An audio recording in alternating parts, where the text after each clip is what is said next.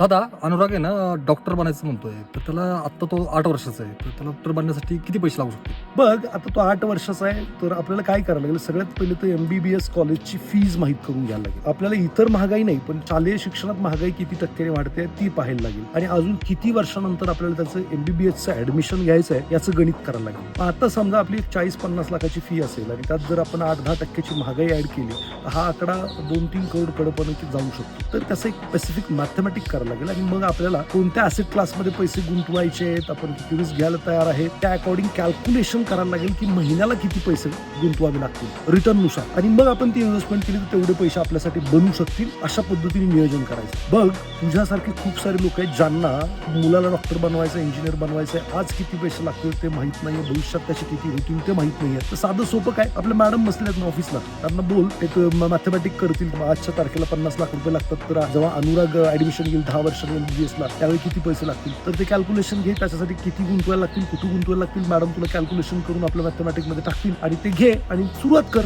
जर तुम्हाला तुमच्या मुलाला सुद्धा भविष्यात किती शिक्षणाला पैसे लागणार हे माहित करून घ्यायचं आहे, तर खाली फक्त मला हाय म्हणून मेसेज टाका. माझी टीम तुम्हाला एक फॉर्म पाठवेल आणि ती संपर्क करेल आणि तुमचं कॅल्क्युलेशन करून तुम्हाला देऊन टाकेल. नियोजनबद्ध इन्व्हेस्टमेंट हीच सक्सेसची गुरु किल्ली आहे. आओ इन्वेस्ट करे, अपना फ्युचर बेस्ट करे. धन्यवाद.